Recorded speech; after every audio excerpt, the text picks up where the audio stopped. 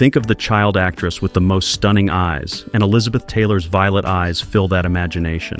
Elizabeth Taylor owned a face that belonged on every magazine cover and enough talent to win 2 Oscars. She was one of the biggest stars Hollywood ever produced. However, for someone who had everything, her final years left everyone wondering, what happened to the infamous Elizabeth Taylor, early life and career? Elizabeth Taylor started acting when she was 10 years old. Her breakout role came in 1944 with National Velvet, a film about a girl and her horse. People loved her right away. She wasn't just pretty, she could actually act. Even as a kid, she had this natural ability to make you feel what her character was feeling. Most child actors can't pull that off. She didn't fade away like most child stars do. She got better as she got older. In the 1950s and 60s, she starred in some of the biggest films Hollywood ever made. Cat on a Hot Tin Roof showed she could handle serious drama. Butterfield 8 won her the first Oscar. Then came Cleopatra in 1963, one of the most expensive movies ever made at the time. She played the Egyptian queen, and everyone remembered it.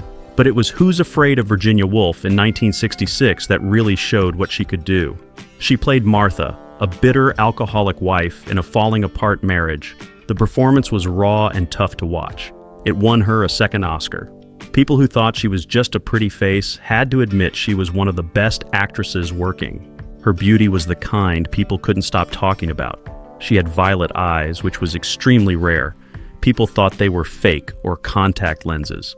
Her face was the type that stopped people in their tracks. Photographers lined up to shoot her because she knew exactly what to do in front of a camera, but there was more to her than looks. She was smart, funny, and bold in ways that made her different from other stars. Hollywood treated her like royalty. She got paid more than almost any actress at the time. Studios wanted her in everything. Directors fought to work with her. She was box office gold. Films she starred in made serious money, and her name alone could get a movie greenlit. For years, she was untouchable. If there was a list of the biggest stars in the world, she was always near the top. So with all that success, all that talent, and all that fame, what went wrong? How did someone who seemed to have everything end up spending years in and out of hospitals? And what role did Hollywood actually play in what happened to Elizabeth Taylor? The pain behind the screen? Elizabeth Taylor's problems started long before most people realized. She was just a child when MGM signed her, and from that moment on, the studio controlled nearly everything about her life. This was how Hollywood worked back then. The studio system meant that actors were under contract, and the studio decided what films they made, who they dated publicly, and even how they looked. Taylor later talked about this period and said she felt like property. She wasn't exaggerating. MGM owned her contract, and that meant they owned her time, her image, and her choices. She worked constantly as a child. She had no breaks or normal childhood experiences. While other kids her age were in school and playing with friends, Taylor was on movie sets being told where to stand and what to say. The hours were long and the pressure was intense. She had to be perfect every single time because the studio had invested money in her and expected results. If she gained weight or looked tired or didn't photograph well, there were consequences. That's where the pills came in. MGM, like other studios at the time, gave young actresses diet pills to keep them thin. These weren't harmless supplements. They were amphetamines, basically speed. The studios handed them out like candy because they worked. The pills killed appetite and gave actors energy to work those brutal hours. Taylor was given these pills when she was still a teenager. Nobody explained what they really were or what they could do long term. The studio just wanted her to stay thin and work hard, and the pills made that happen. She took them because she was told to. That's how it worked. If the studio said, take these pills, you took them. If they said, lose 5 pounds, you lost 5 pounds. There was no questioning it. This was her job, and if she didn't do what they wanted, they could destroy her career before it even started. So she took the pills and kept working. The damage from those early years stayed with her forever. The amphetamines were addictive, and they messed with her metabolism and her relationship with food. But the bigger problem was that they set a pattern. From a very young age, Taylor learned that pills were the solution to problems. Tired? Take a pill. Need to lose weight? Take a pill. Can't sleep after taking the other pills? Take a different pill. This became normal for her, and it never stopped. Then came the accidents and injuries. In 1944, while filming National Velvet, Taylor fell off a horse during a riding scene. She was only 12 years old. The fall injured her back, and it never fully healed. For the rest of her life, she dealt with chronic back pain. And it wasn't a temporary kind of pain. It was constant, and some days it was unbearable. Because of that injury, she started taking prescription painkillers. At first, it was just what the doctors ordered to help her get through the day. But as the years went on and she had more injuries and more surgeries, the prescriptions piled up. She had over 70 surgeries during her lifetime. Some were for back pain, others were for different health problems that kept popping up. Every surgery meant more recovery time, more pain, and more pills. The painkillers worked, but they also trapped her. She needed them to function because the pain was real. But over time, her body became dependent on them. That's how prescription drug addiction happens. It's not always about chasing a high. Sometimes it starts because you're in actual pain, and the pills are the only thing that helps. Then one day you realize you can't stop taking them even if you want to. Taylor's addiction got worse as she got older. By the 1980s, it was serious. She was taking painkillers and drinking alcohol, which was a dangerous combination. Alcohol makes the effects of painkillers stronger, and mixing the two can easily lead to overdoses or other health emergencies. She knew it was a problem, but addiction doesn't care what you know. It's a choice you feel trapped to make. Her friends and family could see what was happening. She wasn't hiding it well anymore. There were times she seemed out of it or couldn't finish sentences. She gained weight, then lost it, then gained it again. Her appearance changed in ways that worried people who loved her. But confronting someone about addiction is hard, especially when that person is Elizabeth Taylor and used to getting her way. However, in 1983, something happened that shook her to the core. Her close friend Rock Hudson was diagnosed with HIV. At the time, AIDS was a death sentence, and most of Hollywood wanted nothing to do with it. The disease was stigmatized and people were terrified. But Taylor didn't run.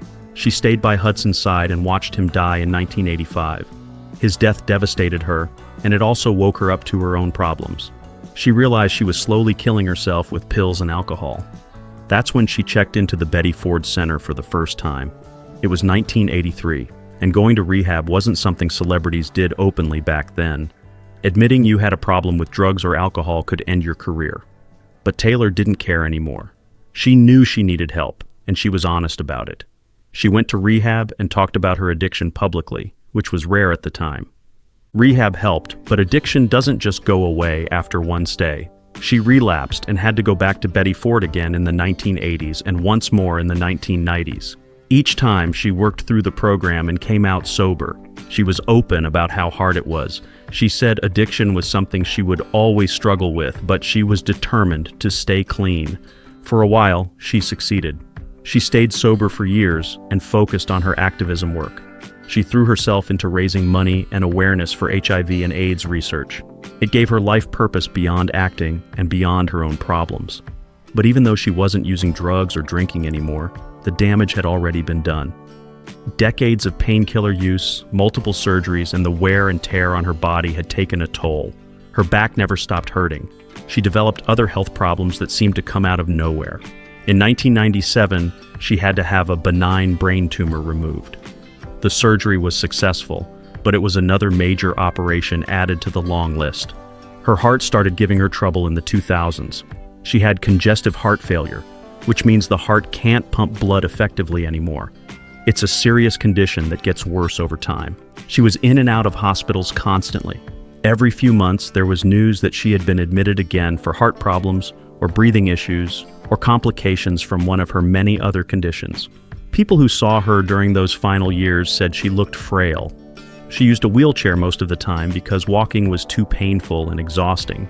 She had gained weight, partly because she couldn't exercise and partly because of the medications she was on. She didn't look like the glamorous star people remembered. She looked like someone who had been through hell, but she kept fighting. Even when her body was failing, she stayed involved in her foundation work and tried to live as normal a life as possible. She spent time with her children and grandchildren. She gave interviews when she felt strong enough. She never completely disappeared from public life, even though it would have been easier to do so. On March 23, 2011, Elizabeth Taylor died at Cedars-Sinai Medical Center in Los Angeles. She was 79 years old. The official cause of death was congestive heart failure. Her heart, which had been struggling for years, finally gave out. Her family was with her when she passed. The world reacted with an outpouring of grief. Tributes came from actors, directors, politicians, and fans who had followed her career for decades. People talked about her beauty, her talent, and her activism, but not everyone understood the full story of what had happened to her. Her death wasn't sudden or unexpected. It was the result of decades of physical and emotional trauma. It started when she was a child, and the studio gave her pills to stay thin. It continued with the back injury that caused her chronic pain. It escalated with the surgeries, the addiction, and the years of abusing her body with painkillers and alcohol. By the time she got sober, the damage was already done. Despite all these, Taylor had remained an unforgettable legend in the Hollywood industry due to her impact even outside Hollywood. Let's take a glimpse into her life without Hollywood's drama. Life before and beyond Hollywood. Elizabeth Taylor wasn't born in America. She came into the world on February 27, 1932, in London, England. Her parents were both Americans who happened to be living abroad at the time. Her father, Francis Taylor, was an art dealer who had opened his own gallery in London before Elizabeth was born. Her mother, Sarah Southern, had been an actress on stage before she got married and gave up performing. So Taylor grew up around art and culture from the very beginning. The Taylor family lived comfortably in London. They weren't struggling. Francis did well with his art gallery, selling paintings to wealthy clients, and the family moved in upper-class social circles. Elizabeth had an older brother named Howard, and the two grew up in a household that valued beauty, refinement, and appearances. Sarah, her mother, had been beautiful herself and knew how the entertainment world worked. When she looked at her daughter and saw those unusual violet eyes and that perfect face, she recognized something special. Elizabeth started taking ballet lessons when she was very young, maybe 3 or 4 years old. She was good at it. Dance became a big part of her childhood, and she spent hours practicing. Her parents encouraged it because it was something refined young girls from good families did. Nobody was thinking about movies yet. The plan was just to raise a well-bred, cultured daughter who could dance and carry herself with grace. But then World War II started creeping closer. By 1939, it was clear that London wasn't going to be safe much longer. German bombs would soon be falling on the city, and the Taylors decided it was time to leave. Francis closed his gallery and the family packed up and moved to Los Angeles. Elizabeth was 7 years old. Los Angeles was completely different from London. It was sunny and sprawling. But most importantly, it was the home of Hollywood. The Taylors didn't move there specifically because of the film industry. Francis was opening a new art gallery and planned to sell paintings to the wealthy people in California. But Sarah knew what Hollywood was, and she knew her daughter was beautiful enough to catch someone's attention. It didn't take long. A family friend saw Elizabeth and suggested she should be in movies.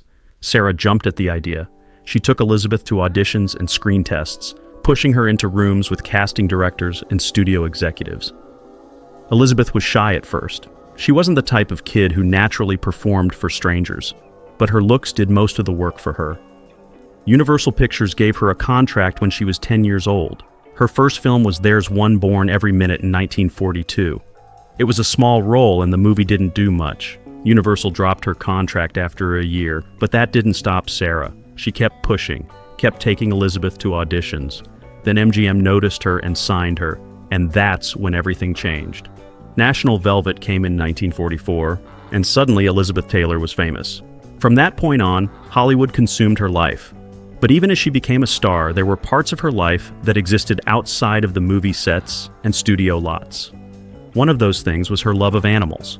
She had always loved horses, which is part of why she was so good in National Velvet. The role required her to ride, and she took to it naturally. Even after the film wrapped, she kept riding and stayed close to animals throughout her life. She had dogs, cats, and other pets that she cared about deeply. Another thing that defined Taylor beyond acting was her passion for jewelry. This wasn't just about wearing expensive things. She genuinely loved gems and understood them. She could tell you about the cut of a diamond, the quality of a ruby, the history behind a piece. Over the years, she built one of the most famous jewelry collections in the world. Some pieces were gifts, but many she bought herself because she wanted them. The collection included diamonds, emeralds, sapphires, and rare pieces that most people would only see in museums. One of her most famous pieces was the Taylor Burton diamond, a 69-carat stone that was bought at auction for over $1 million. She wore it to public events and didn't care that people thought it was excessive. She loved it. And that was enough, because Taylor believed that beyond showing off luxury, jewelry protruded beauty. She also turned that love of jewelry into a business. In 2005, she launched House of Taylor, a jewelry company she created in collaboration with others. The line featured pieces inspired by her own collection, designed for people who wanted a taste of that glamour but couldn't afford million-dollar diamonds. It was a smart business move and showed that Taylor understood how to use her name and image to make money outside of acting. But her biggest business success came years earlier with perfume. In 1991, she launched White Diamonds, a fragrance that became one of the best-selling celebrity perfumes of all time. The commercials featured Taylor herself, looking glamorous and elegant, talking about the scent in that distinctive voice of hers. The perfume was a massive hit. By 2018, it had made close to $2 billion in sales, over $1 billion from one perfume. White Diamonds wasn't her first fragrance. She had launched Passion in 1987, and that did well too. But White Diamonds was the one that really exploded. Women bought it because it smelled good, but also because buying a bottle felt like owning a piece of Elizabeth Taylor's glamour. The success proved that Taylor was more than just a movie star. She was a brand, and she knew how to market herself. After White Diamonds, she kept expanding her fragrance line. She released Diamonds and Sapphires, Diamonds and Rubies, Diamonds and Emeralds, and several others. Each one did well, and the perfume business became her main source of income in her later years. She made more money from perfume than she ever did from acting, which is wild to think about. The fragrance business also gave her something to do when she wasn't able to act anymore. By the 1990s and 2000s, her health was declining, and she couldn't work on film sets the way she used to. But she could still show up for perfume launches, do interviews, and promote her products. It kept her relevant and gave her a sense of purpose. Beyond business, Taylor threw herself into activism. Her work with HIV and AIDS research became the thing she was most proud of outside of her children. After Rock Hudson died in 1985, she co-founded the American Foundation for AIDS Research. Then in 1991, the same year White Diamonds launched, she started the Elizabeth Taylor AIDS Foundation. She didn't just lend her name to these organizations. She actively fundraised, spoke at events, and used her fame to pressure politicians and pharmaceutical companies to do more. This was during a time when most celebrities stayed far away from AIDS. The disease was stigmatized, and associating with it could hurt your career. But Taylor didn't care. She had watched her friend die, and she wasn't going to stay silent. She raised millions of dollars and helped change the conversation around the disease. By the time she died, her foundation had raised over $100 million for research and treatment. Her activism work showed a side of Taylor that the tabloids usually ignored. They were more interested in her love life and her weight and her drama. But the people who worked with her on AIDS issues saw someone who was deeply committed and willing to use her power for something meaningful. She testified before Congress, met with presidents, and never backed down even when people criticized her. Elizabeth Taylor converted to Judaism in 1959. She had been studying the religion for years before she made the decision. Her third husband, Mike Todd, was Jewish, and after his death in 1958, she continued her studies and formally converted. Though she had mentioned she didn't do it because of him or anyone in particular. She had loved the religion and had felt like a Jew. She took it seriously. She learned Hebrew, studied Jewish texts, and even had a Jewish name, Elisheba Rachel. Taylor was vocal about her support for Israel and spoke out against anti-Semitism throughout her life. As Taylor got older and her acting career slowed down, she stayed connected to the entertainment world in other ways. She did occasional TV appearances, gave interviews, and attended events when her health allowed. She never fully retired because she didn't know how to. Her later years were spent mostly in Los Angeles, in a house filled with art, jewelry, and memories. She had dogs that kept her company and staff who helped her manage her health issues. She read a lot, watched movies, and kept up with what was happening in the world. She wasn't the type to just fade away quietly. Even when she was in a wheelchair and her body was failing, she maintained her sense of humor and her sharp tongue. People who visited her said she was still Elizabeth Taylor, still glamorous in her own way even when she was sick. She cared about how she looked, even at the end. She wore jewelry, did her makeup when she felt strong enough, and refused to let illness completely rob her of her identity. When she died in 2011, the world remembered her as a movie star. But the people who knew her best remembered her as someone who was complicated, difficult, generous, loyal, and always herself. However, it seemed Taylor wasn't very fortunate with love relationships, as her love life was just as chaotic as her profession. Her dramatic love life. Married 8 times to 7 different men, Elizabeth Taylor did have her marriage always making the headlines. She fell hard and fast, believed in romance even when it failed her repeatedly. Obviously, she never learned that maybe marriage wasn't the answer every single time. Her first marriage happened when she was just 18 years old. The groom was Conrad Hilton Jr., heir to the Hilton Hotel fortune. They got married on May 6, 1950, and it was a huge Hollywood wedding with all the glamour you'd expect. But the marriage was a disaster from the start.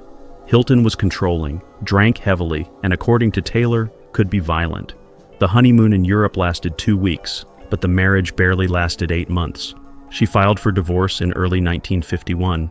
Her second marriage was to British actor Michael Wilding in 1952.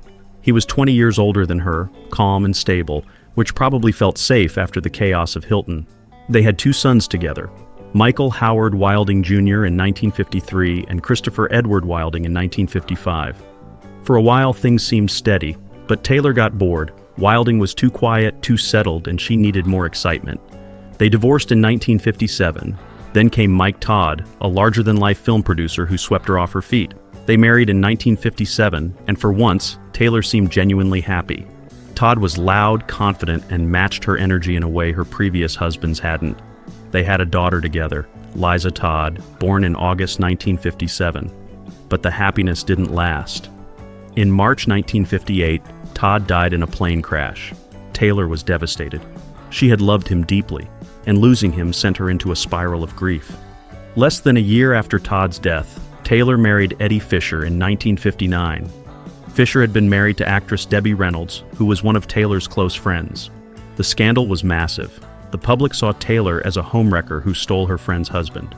But Taylor didn't care what people thought. She and Fisher married, and for a while it worked. But Fisher couldn't handle being Mr. Elizabeth Taylor. He felt overshadowed and insecure, and the marriage started falling apart. Then, Richard Burton came along. Taylor met him on the set of Cleopatra in 1963, and their affair became one of the most talked-about scandals in Hollywood history. Both were married to other people at the time, but that didn't stop them.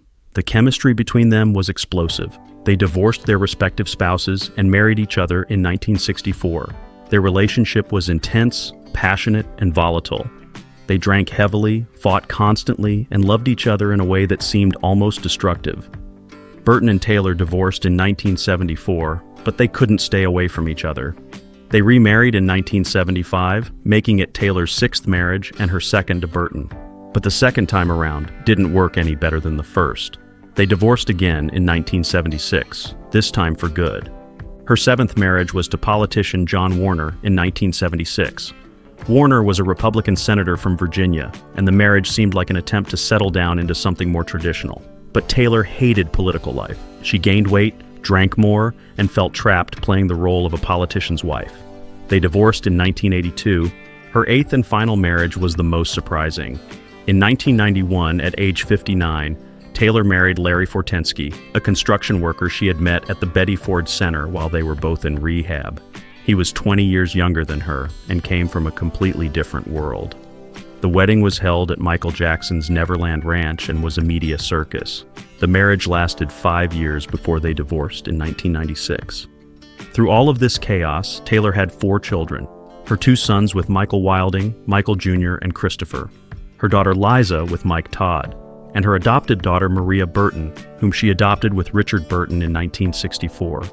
Being a mother while living such a public and turbulent life wasn't easy, and Taylor admitted she wasn't always good at it. Her children grew up watching their mother marry and divorce repeatedly. They saw her struggle with addiction, deal with constant media attention, and battle health problems. Michael Jr. later said in interviews that growing up as Elizabeth Taylor's son was confusing and sometimes painful. He struggled with his own addiction issues as a young man, and he pointed to his mother's problems as part of what shaped his own struggles. But as Taylor got older and got sober, she tried to repair those relationships. By the time she was in her 60s and 70s, she had stopped marrying and started focusing more on her family. She became a grandmother and loved that role. Her children had given her 10 grandchildren, and being a grandmother seemed to give her a second chance at being present in a way she hadn't always been as a mother. And when she died in 2011, all 4 of her children were with her at the hospital. They had come together despite their own complicated feelings about their mother and about each other.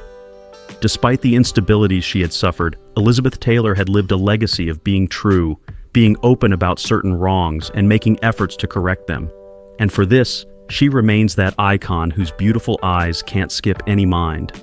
Elizabeth Taylor's life was picture perfect, but in reality she was left to battle pressure, pains, addiction, surgeries, and wrong choices. And that's really what happened to her. What part hit you the hardest? Let's know in the comments. And don't forget to like, share, and subscribe for more stories. We'll see you in the next video.